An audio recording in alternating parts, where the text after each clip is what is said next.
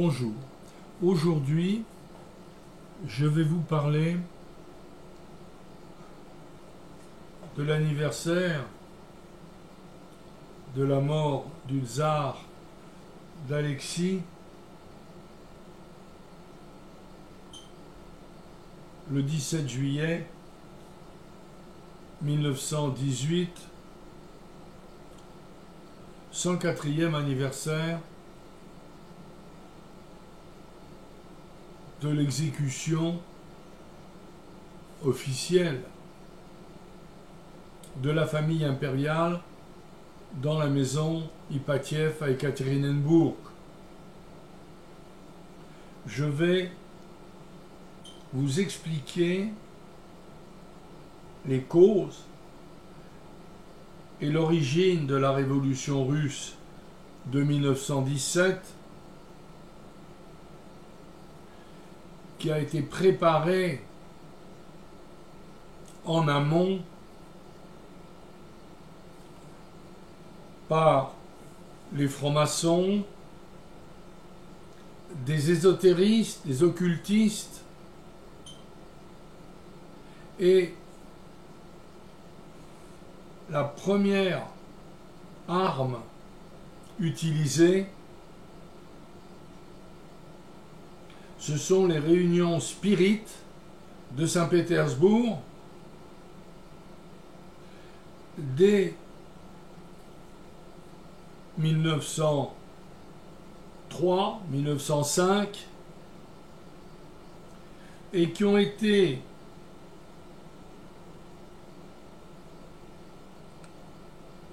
l'objet d'un livre que nous appelons le protocole des sages de Sion, que bien entendu j'ai lu dans l'édition russe, qui a été publié donc en Russie par Serge Nilus, 1862-1929, et dont l'origine et les auteurs sont inconnus. En fait, cela n'a aucune importance. L'important, c'est de lire ce texte. Leur intérêt tient dans le fait que ces textes sont absolument prophétiques. Ils sont publiés en 1903 par Serge Nilus, qui est un mystique russe, mais l'édition complète du protocole des sages de Sion ne sera publiée qu'en 1905 à Tsarskoye Selo, et elle se compose de 27 protocoles. En fait, on peut parler de séances, et on peut parler donc de séances spirites. Bien entendu, je crois au spiritisme, je ne le pratique pas, ou je ne le pratique plus. Mais moi-même, j'ai assisté à des séances spirites, où les esprits descendent et parlent à travers des médiums. Et c'est ce qui s'est passé à Saint-Pétersbourg.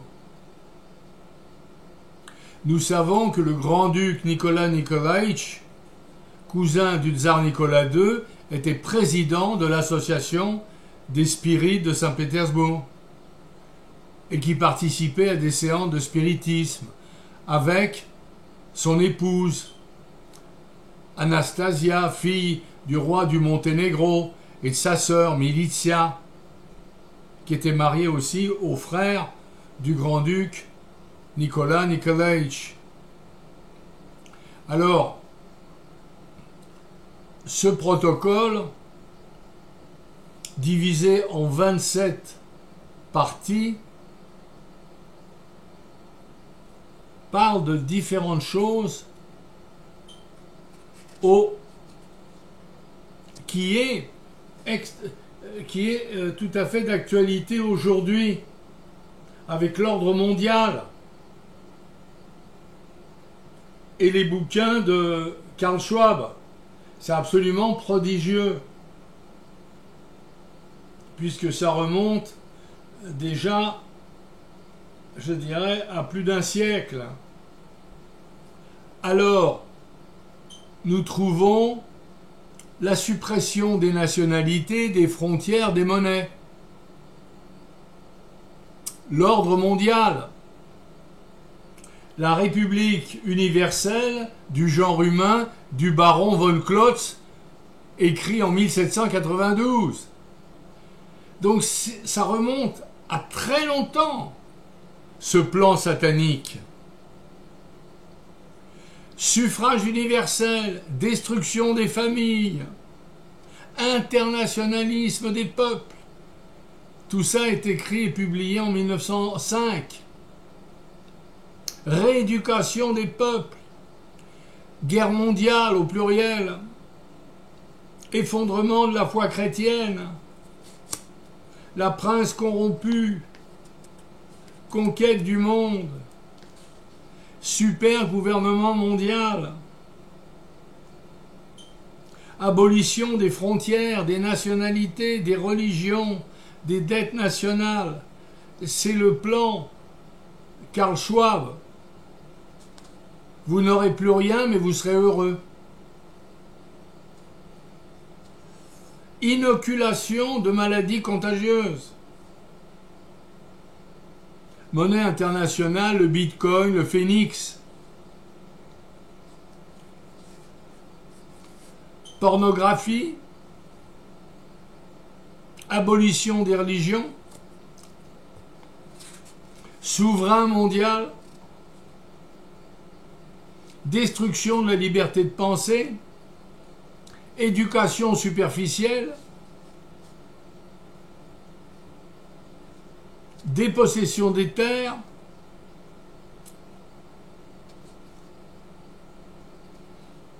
crise économique mondiale. Alors voilà le texte, enfin les 27 chapitres des protocoles des sages de Sion. Et donc, c'est sur ce plan-là que va se greffer la révolution de 1905, puis la révolution de 1917, qui emportera tout. Alors, la révolution russe a pour cause, bien entendu, des causes politiques, des causes militaires à travers la guerre 1914-1918 et également à cause des forces noires dans les sociétés secrètes franc-maçonnes et spirites de Saint-Pétersbourg.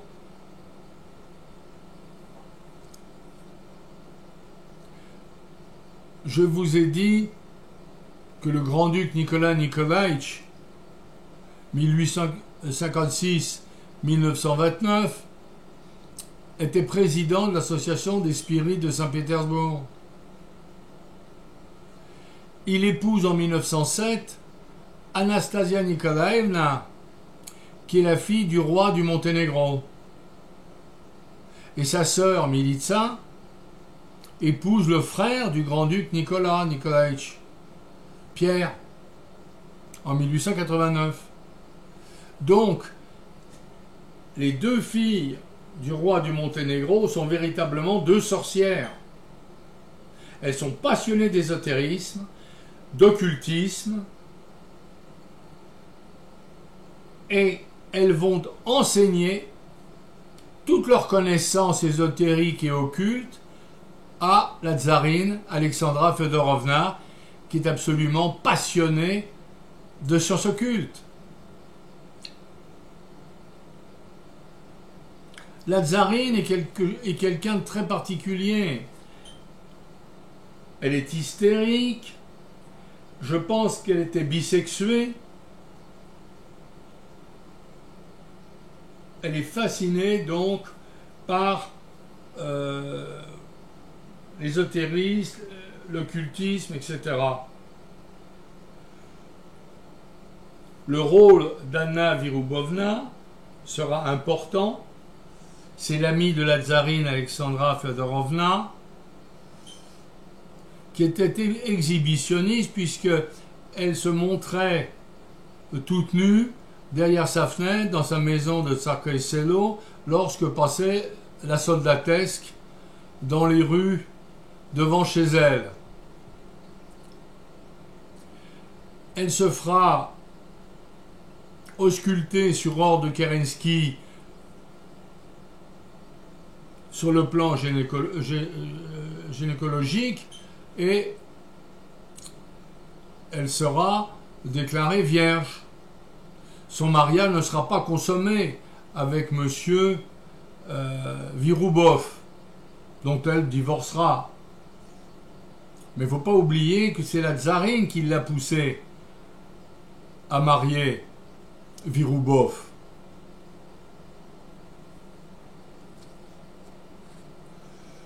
Elle fuira en 1920 en Finlande.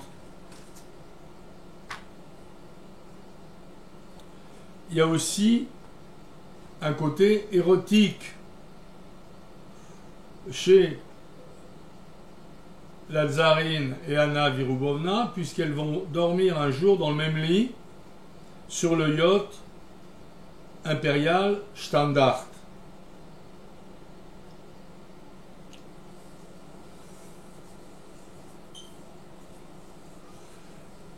Il faut comprendre que le climat politique est très mauvais en 1905. Une erreur de Nicolas II, c'est d'engager la guerre au Japon, à l'autre bout du monde, et de perdre la guerre avec la bataille de Tsushima, 27 et 29 mai 1905. Et j'ai un aïeul qui a été amiral de la flotte, mais il était grippé et donc il n'a pas participé à la bataille. Il était malade. Ça lui a sauvé la vie. Alors la première révolution de 1905, c'est la première allumette. Le 22 janvier 1905, c'est le dimanche rouge. Les soldats vont tirer sur la foule qui vient demander aide au tsar. Et le tsar n'est pas à Saint-Pétersbourg, il est à Tsarskoye Selo. Ensuite va venir en 1905 la mutinerie du cuirassé Potiomkin, à cause d'une viande avariée que les marins ne veulent pas manger. Ensuite, dès 1905, les soviets s'organisent. Puis arrive la guerre de 1914-1918. L'armée russe est sous-équipée. Elle engage quand même 12 millions de soldats, 2 millions de morts au combat, 2 millions de prisonniers et 1 million de disparus. Il n'est jamais bon de faire la guerre. La guerre, c'est une horreur et on perd toujours à travers les gens, les propriétés. Enfin, tout est démoli. On n'a qu'à voir ce qui se passe actuellement entre l'Ukraine et la Russie. C'est une horreur. Moi, je ne me place pas du tout sur un plan politique. Je me place simplement sur le plan historique. À partir de 1915, l'économie s'effondre en Russie. Parce que tous les hommes partent au combat et pendant ce temps-là, les usines ne fonctionnent pas. En 1916, il ne reste que 180 000 soldats à Saint-Pétersbourg pour défendre le régime impérial. Et le 7 mars 1917, une grande révolte, le 7 mars, se passe à Petrograd, qui a été déjà rebaptisé de Pétersbourg à Petrograd. Parce que le tsar a voulu donner un nom russe à cette ville de Saint-Pétersbourg. Le 14 mars, le tsar est à Pskov, dans son train militaire, et il abdique le 15 mars avec un retour sur Saint-Pétersbourg. Il est aux arrêts au palais Alexandre à Sokolye Selo avec sa famille, sur ordre de Kerensky, le général Kornilov propose à Kerensky de mater la révolution avec 20 000 hommes, et Kerensky refusera la proposition du général Kornilov parce qu'il a peur d'une dictature militaire. Encore une erreur fatale, parce que c'était ridicule. Il valait mieux tuer la Révolution rouge tout de suite dans l'œuf. On aurait eu besoin d'un Ivan le Terrible qui coupe la tête de Staline, de Lénine et de Trotsky. Mais malheureusement, le destin de la Russie n'allait pas dans cette direction. Alors, la révolution d'octobre a lieu le 7 novembre 1917, dans la nuit, et ce sont les bolcheviks qui prennent le pouvoir. En 1918, les bolcheviks dissolvent l'Assemblée constituante en janvier. La guerre civile va s'engager en 1919 jusqu'en 1923. Il y aura ce qu'on appelle la rébellion de Kronstadt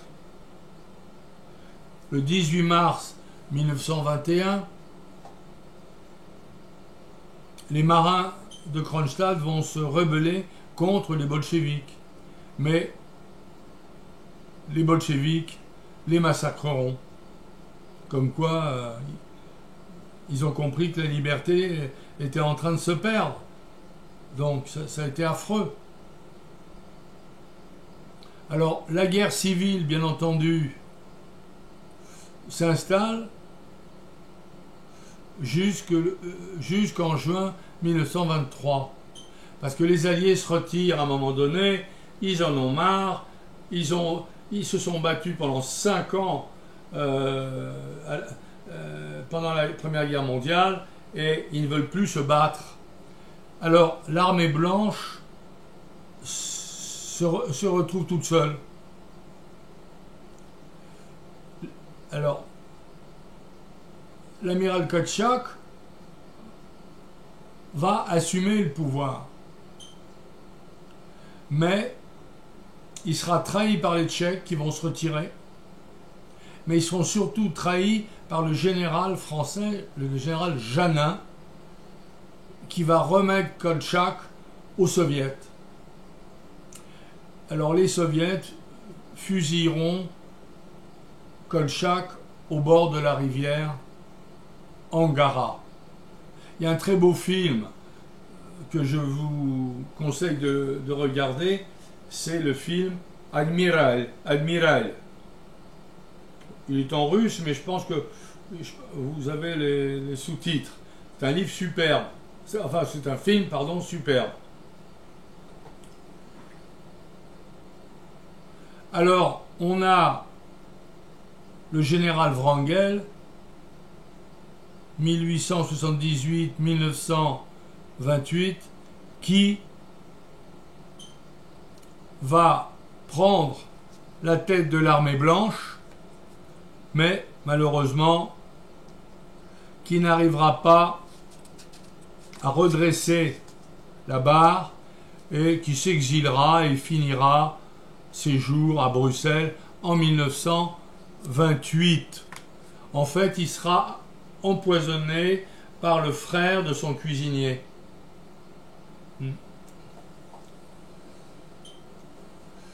Un petit mot de Lavre Kornilov, le général Kornilov. Il était né en 1870 au Kazakhstan et il meurt le 13 avril 1918 à Ekaterinodar pendant un combat parce qu'un obus soviétique tombe sur sa ferme où il avait son QG et le tue sur place.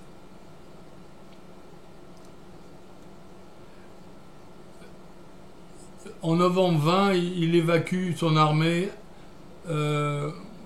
vers Gallipoli et donc d'ailleurs ses restes seront exhumés par les soviets et seront brûlés quand les soviets prendront le pouvoir après une très forte bataille. Voyez-vous, voilà. Et donc, oui, c'est ça, il meurt le 13 avril 1918. Alors, la révolution russe, comme toutes les révolutions, vont abattre l'Église orthodoxe. C'est un signe que la révolution est toujours satanique, parce que on détruit les églises, on tue les évêques, on tue les prêtres. C'est la première chose qu'on fait dans une révolution, et c'est encore typique de la révolution russe. Alors, un mot de l'assassinat du tsar, Nicolas II. C'est le 17 au matin, très tôt, 5-6 heures, qu'on vient le chercher dans sa prison d'Ekaterinbourg pour le mener sur un champ militaire qui s'appelle les Quatre Frères. Nous avons des témoignages, en particulier le vice-consul danois qui dit que le président Biéloborodov a assisté à l'exécution de Nicolas II avec un peloton de 10 soldats. Ils ont criblé de balles Nicolas II qui est mort sur le coup. Et tout ça est raconté dans mon livre L'affaire Romanov ou le mystère de la maison Ipatiev, avec des détails, avec des photos. En fait, il y a deux raisons à l'assassinat de Nicolas II. D'abord, une raison politique. En tuant le chef de l'État monarchique, on décapitait l'Empire. Et deuxièmement, une raison religieuse, c'est que Nicolas II était le chef de l'Église orthodoxe russe. Ça rappelle un peu Louis XVI, qui était l'évêque hors les murs, et on va décapiter Louis XVI pour des raisons politiques, mais aussi pour des raisons religieuses. Donc pour moi, la révolution russe est l'œuvre du démon, dont on parle d'ailleurs dans le troisième secret de Fatima. J'ai fait une émission là-dessus. On peut dire que sans la guerre 1914-1918, la révolution russe n'aurait pas eu lieu, car elle aurait certainement dépassé les USA en PIB, puisque la Russie est le plus grand pays du monde et a les matières premières les plus importantes: pétrole, gaz, terres rares, diamants, or, argent, enfin ils ont tout. Les Russes ont tout. Donc j'ai une amie russe d'ailleurs qui m'a dit il n'y a pas longtemps, nous, on n'en a rien à foutre si on veut plus de nous. On va refermer nos frontières et puis on va travailler interne, c'est tout. Ça va leur donner l'occasion de travailler avec les Chinois, avec les Iraniens et même avec les Turcs pour rebâtir une économie russe, c'est tout. Et les Chinois, bien entendu, vont donner de l'argent à la Russie pour qu'elle s'industrialise. Et donc, bien entendu, les Chinois prendront des garanties. Mais voilà, enfin j'en ai parlé dans d'autres émissions. Alors, l'empereur Guillaume II, 1859-1941, est responsable de la révolution russe. Parce qu'il voulait destituer le tsar Nicolas II et mettre un tsar fantoche en Russie à ses ordres. Et il voulait, dès 1912, établir un empire européen. Alors, il y a aussi un plan d'évasion de la famille impériale. J'ai relu des lettres dans le courrier, dans le journal intime, dans le journal secret d'Anna Virubova.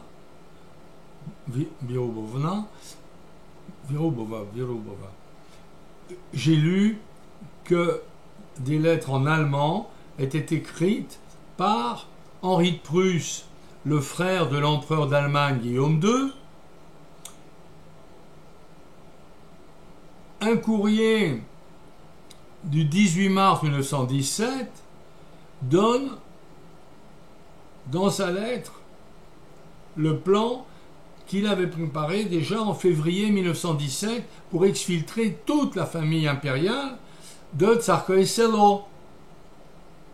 Et Ernest Louis de Hesse, le frère de la tsarine, est aussi proche de Tsarskoye-Selo. Bien sûr, il est en civil, mais il a traversé la frontière russe avec Henri de Prusse pour préparer l'exfiltration de la famille impériale de Russie. Henri de Prusse écrit le 20 mars 1917 à la tsarine que Babolova, où il y a un très beau palais, maintenant c'est une ruine, est l'endroit où se cacher avant de traverser aller vers la Finlande. Parce qu'il voulait aller des environs de Saint-Pétersbourg, là, ou de Tsarskoye-Selo, il voulait partir vers la Finlande. C'était quelques heures à cheval, dans une bonne carriole, et ils avaient tout préparé, même une petite voiture à âne pour le tsarevitch. Donc, si vous voulez, Henri de Prusse et Ernest Louis de Hesse avaient préparé une opération d'exfiltration, mais il a dû y avoir une crise de nerfs de la tsarine, une faiblesse de la part de Nicolas II qui n'était pas, qui ne savait pas s'assumer. Hein. Lui, il acceptait tout ce qu'on lui disait, mais il faisait tout à fait différemment de ce qu'on lui disait 5 minutes plus tard. Lui, il disait oui, oui, oui, oui à tout, mais il faisait le contraire. Donc, si vous voulez, ils se sont fait prendre à un piège mortel, et c'est comme ça que la famille va être envoyée à Tobolsk par Kerensky, qui voulait d'une certaine manière protéger la famille impériale. Kerensky n'a jamais eu l'envie de faire fusiller la famille impériale. Il voulait l'exfiltrer. Mais ça commençait à bouillir en Russie. Et à partir du moment où il envoie la famille à Ekaterinbourg dans la maison Ipatiev, il ne contrôle déjà plus rien. Car c'est l'armée rouge, ce sont les soviets qui vont bloquer le train de la famille impériale, en fait, qui devait aller à Perm, puis à Moscou. Mais les soviets vont arrêter le train et le détourner sur la ville d'Ekaterinbourg, et à partir de là, c'est les soviets qui contrôlent, et Kerensky n'a plus aucun contrôle sur rien, et il abandonne la famille impériale de Russie à son propre sort. Parce que il aurait pu aussi, à un certain moment, envoyer un train de Tobolsk vers Vladivostok. Mais c'était des milliers et des milliers de kilomètres, et je ne pense pas que l'opération aurait pu réussir. Donc voilà ce que je vais vous dire aujourd'hui sur la révolution russe et l'occultisme qui a joué un rôle majeur dans la révolution russe et l'effondrement de la dynastie des Romanov.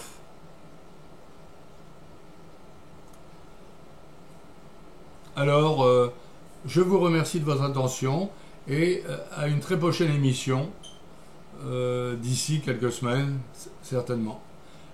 Voilà. Merci de m'avoir écouté.